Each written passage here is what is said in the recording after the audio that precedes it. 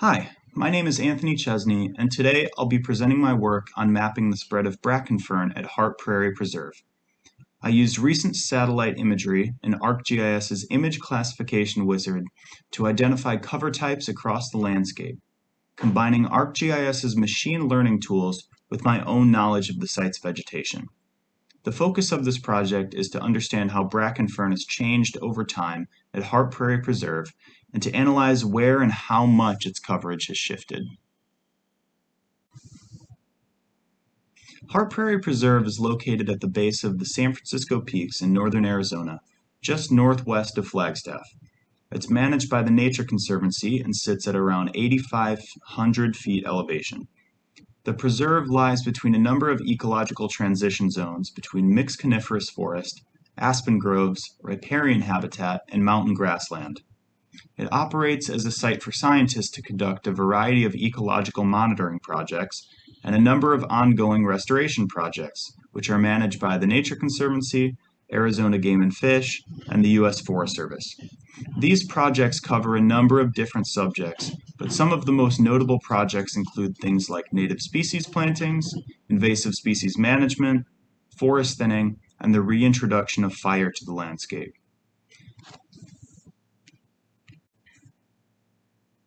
The preserve and surrounding area has had a long history of land management, both natural and human-driven. Fire suppression, agriculture, grazing, and logging has shaped its ecology for over a century. In the last 2 decades, active restoration has tried to reverse some of those impacts. Forest thinning and prescribed fire have helped restore more open conditions, but they've also created opportunities for the proliferation of more disturbance-adapted species to spread. One of those species is bracken fern. Bracken fern is native to this region, but exhibits behavior similar to an invasive plant. It spreads rapidly by underground rhizomes and forms dense patches that can suppress other plant species. It's also chemically aggressive, releasing compounds into the soil that inhibit nearby growth and alter nutrient cycling. Its presence is particularly concerning in areas where native vegetation are being reintroduced. Bracken fern's ability to dominate disturbed areas poses a challenge for conservation in areas already undergoing thinning or fire treatments. The project's purpose is to quantify the spread of bracken fern between 2016 and 2023 at Hart Prairie by using high-resolution satellite imagery to inform a supervised classification model that can show which cover types are where on the landscape and how they've changed over time. A supervised classification is a process where the person doing the analysis guides the software by showing it what each land cover type looks like. In ArcGIS Pro, this starts by drawing training samples or small areas on the image that represent known vegetation or surface types. These samples act like examples the software uses to learn the visual patterns and reflectance values of each class. Once the training data is prepared, ArcGIS applies a classification algorithm, such as maximum likelihood, to scan the entire image. It compares each pixel to the training data and assigns it to the class it most closely matches.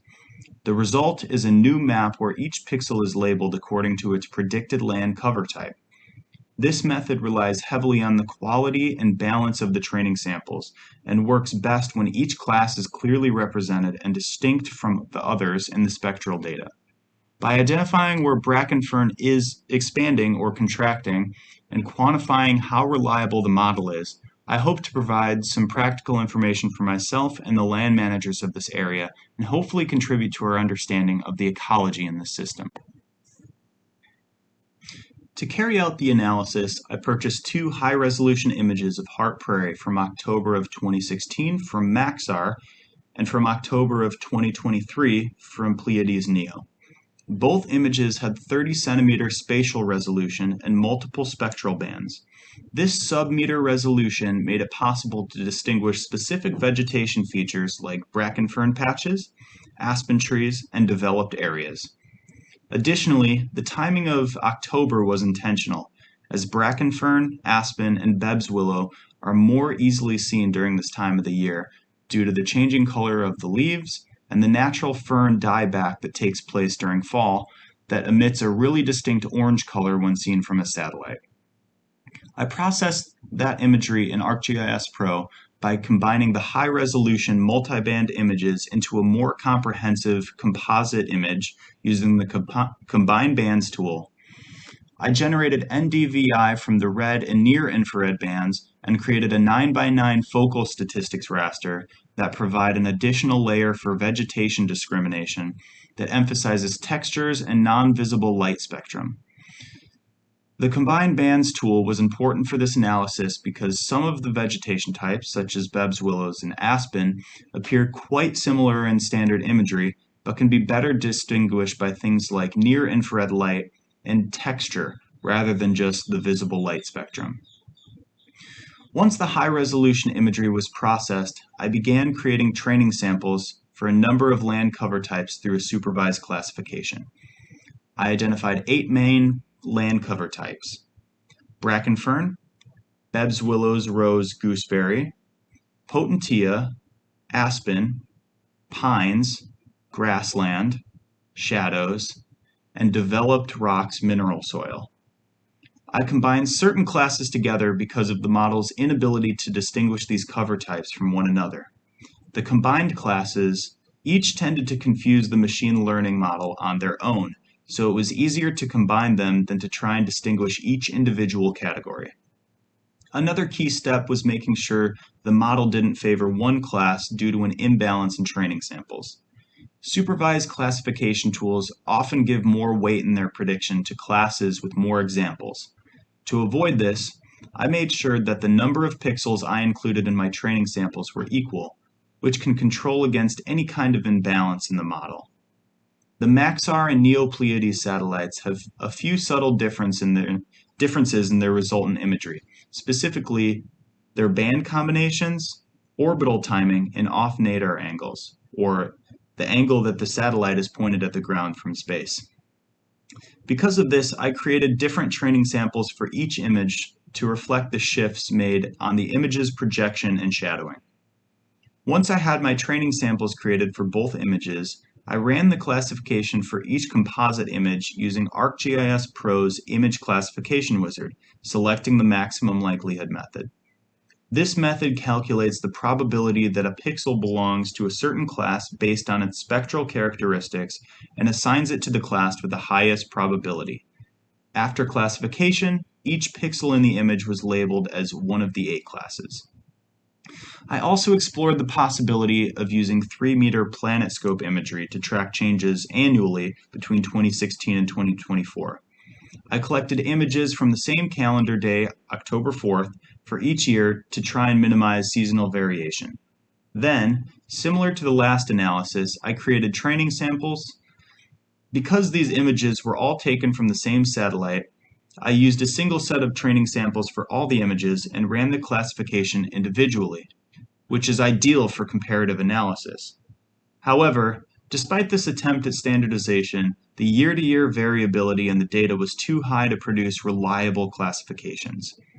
Differences in cloud cover, precipitation patterns, and phenological timing made it difficult to compare years directly. I attempted to reduce the number of classes to just 4: trees, grassland, bracken fern, and potentilla, but even with this simplification, the results were very inconsistent and failed to reflect known changes on the ground.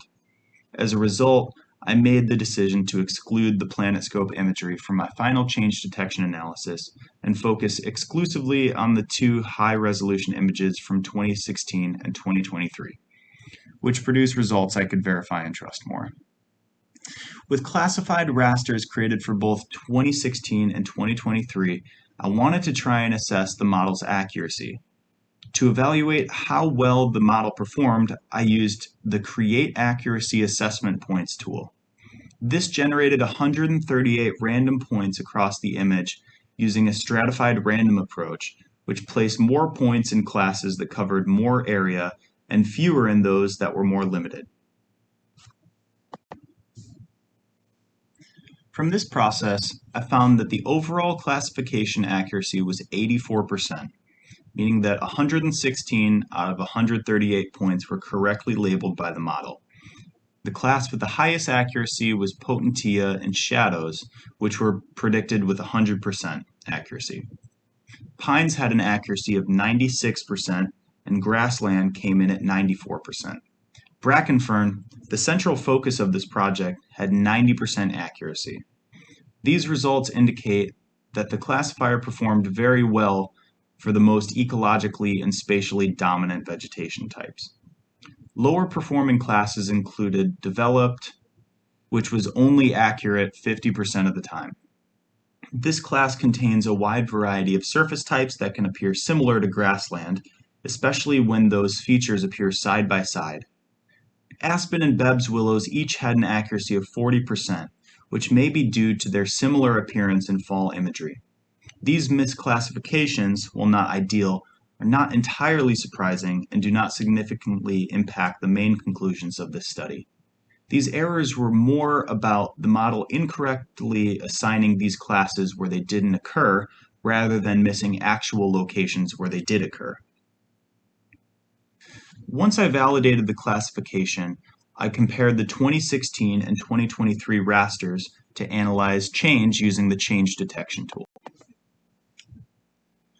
The most notable expansions occurred in the grassland around where Bracken Fern was already established, and in areas that had been thinned of conifers. The fern likely spread farther due to increased resource availability and its ability to alter soil conditions in its favor. Once I had the change detection raster, I converted the output to vector format using the raster to polygon tool to better analyze how much it had expanded. After converting it to a polygon, I added an acreage field, calculated its geodesic area, and looked at the sum of all the polygons in the Statistics tab. The final results of this project show that Bracken Fern has expanded by 61.8 acres at Hart Prairie Preserve over the last 7 years. Its expansion is concentrated first and foremost in areas where it had already been established. In addition, there was growth in areas of recent disturbance, particularly thinning zones. This pattern of expansion supports the understanding of Bracken Fern as a disturbance-adapted species. Its ability to spread aggressively underground, combined with its chemical interference in the soil, gives it a major advantage in areas where the ground has been cleared or disrupted. The data from this study suggests that even in a high elevation system managed for native diversity, persistent concentrated species like Bracken Fern can thrive when conditions shift in their favor. What's particularly important here is that the fern's expansion isn't entirely random. It appears to follow predictable paths first into areas where it's already lightly established, and then into disturbed zones where sunlight increases and competition temporarily decreases. It also means that simply thinning trees or opening up the canopy may not be enough to restore native ground cover unless the Bracken Fern is also actively managed. This methodology was reasonably accurate at identifying vegetation cover types across the preserve and has showed a net increase of Bracken Fern over the 7-year period. This expansion was most concentrated in areas that had already hosted the fern and in places where recent thinning had occurred, particularly between grassland and thinned forest. It's important to remember that Bracken Fern's growth is not just a side effect of ecological change, but it has the potential to be a driver of further change. Its success following disturbance shows that future restoration work must consider both the direct outcomes of thinning or fire and the indirect impacts on ground vegetation. From a GIS perspective, this project also shows the value of combining careful training sample design, balanced pixel distribution, and class-specific analysis with high-resolution imagery to produce meaningful ecological insights. The supervised classification method used here has shown pretty capable of distinguishing key vegetation types and identifying important trends, especially when paired with the right seasonal imagery and ground truthing knowledge. Looking forward, this work can be extended by collecting new imagery every few years to track continued changes and adjust restoration strategies as needed. Future classifications could also benefit from the more field-verified ground truth points, more multispectral imagery, experimenting with different seasons to see if some cover types are more easily picked up by the classification model, sticking with the same satellite imagery provider, and having more bands to layer on to make specific trees' leaf variation more easily detectable. Thank you for your time, and I hope you enjoyed the presentation.